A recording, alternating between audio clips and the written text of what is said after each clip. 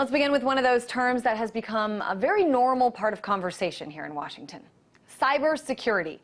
There are a whole lot of top officials here who say this is where the future of terrorism is bound to take place, on the internet.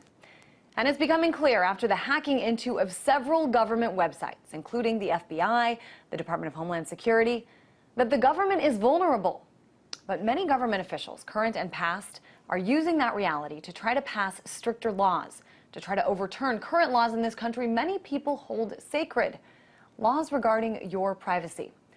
In an op-ed in the New York Times this week, Richard Clarke, a cybersecurity advisor to President George W. Bush, lays out what he sees as some solutions. He says under Customs Authority, the Department of Homeland Security could inspect what enters and exits the United States in cyberspace. Customs already looks for online child pornography crossing into our virtual borders. And under the Intelligence Act, the president could issue a finding that would authorize agencies to scan internet traffic outside the U.S. and seize sensitive files stolen from within our borders. So, by inspecting, that essentially means surveilling. Let's talk about this now with Declan McCullough, correspondent for CNET News.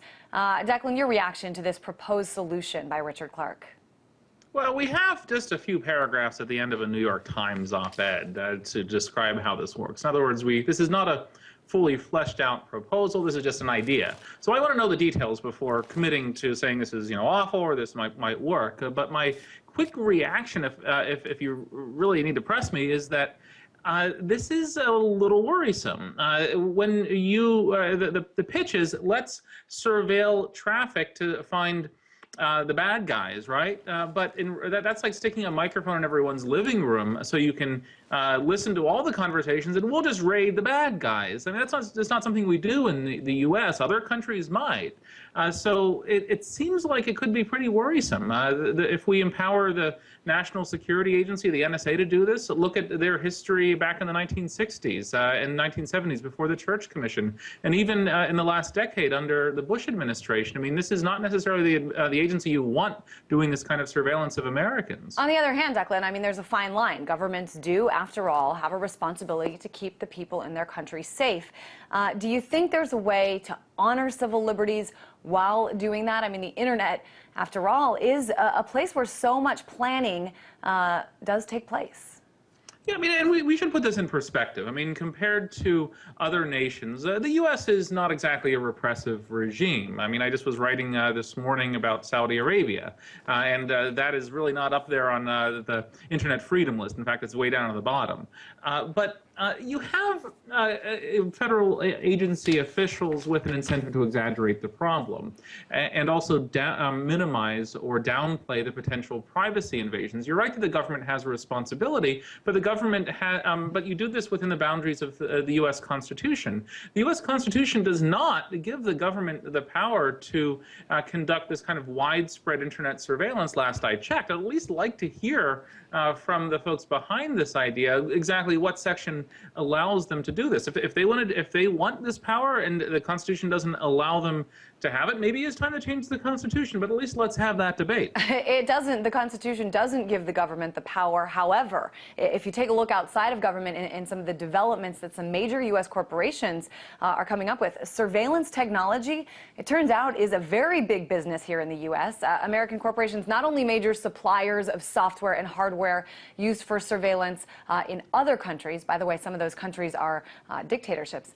The U.S. is also the biggest customer. So clearly, despite, some blurry lines about how legal it is, surveillance software is everywhere. It's being bought and sold in a major way.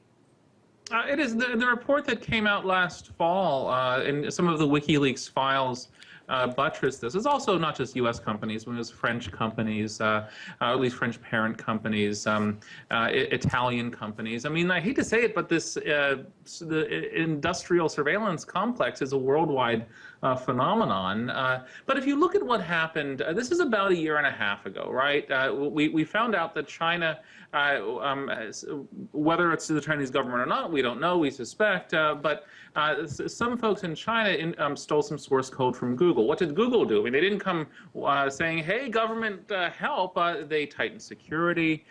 They restricted what employees could access, especially if you're not physically present there. I mean, this is one way to solve the problem. I mean, it won't do everything, but if you are working on sensitive projects, maybe you can't do that from home. You actually have to be there on campus. And so there are other ways to solve this, and I'm just not sure if we should turn to a bunch of bureaucrats in Washington for solutions. The private sector developed the internet, and they can probably fix it. Yeah, it's a good point that you bring up China. Certainly, that's sort of the focal argument that Richard Clark makes in his op-ed. He says that by failing to act, Washington is essentially fulfilling China's research requirements while simultaneously helping to put Americans out of work. What do you think he means by this?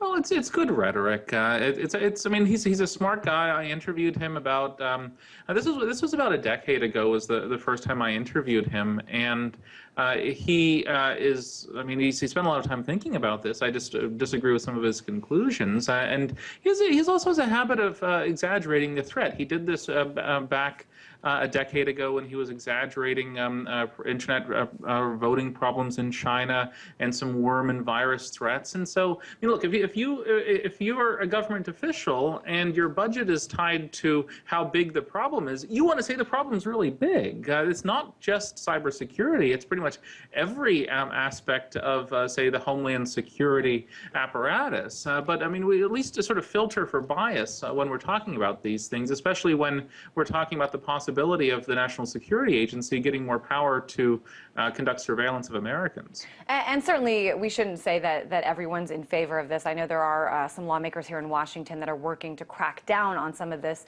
There is a bill called the Global Online Freedom Act in which New Jersey Congressman Chris Smith, I guess the bill already passed subcommittee, but it would require the State Department to basically come up with a list of internet restricting countries and to make sure that American-made censorship and surveillance technology would not be exported to these countries. It also focuses on corporate transparency.